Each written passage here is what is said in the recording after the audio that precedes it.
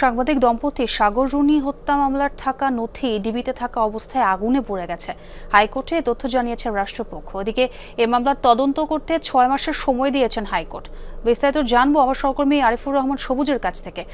সবুজ, কবে পুড়ে গেল স্পর্শকাতর এই মামলার নথিপত্র, আর কি জানিয়েছে রাষ্ট্রপক্ষ, একটু জানাবেন বিস্তারিত।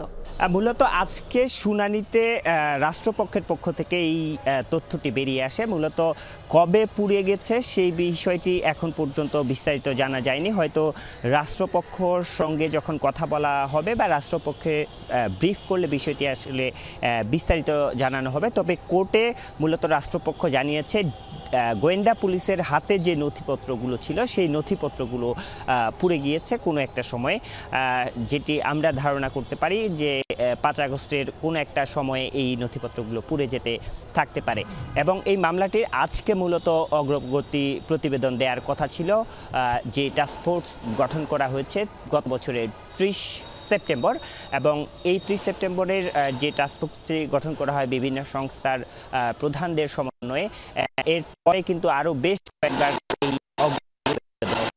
এই মামলাটির যে গুরুত্ব সেই গুরুত্ব বিবেচনায় আসলে তদন্ত প্রতিবেদন দেওয়ার কথা ছিল, কিন্তু আজকে কয়েক দফায় পেছানো হয়েছে। আজকেও তদন্ত প্রতিবেদনের অগ্রগতি প্রতিবেদন আসলে দেওয়ার কথা ছিল, কিন্তু সেটিও দিতে পারেনি এবং সেখানে এই ভয়ঙ্কর তথ্যটি উঠে এসেছে।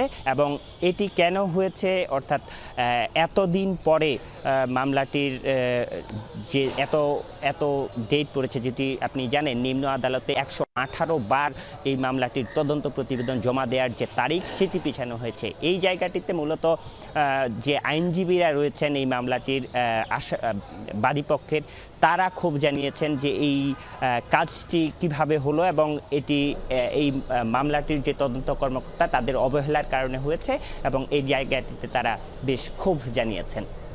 জি সবুজ, ধন্যবাদ সেই খবরাখবর জানানোর জন্য।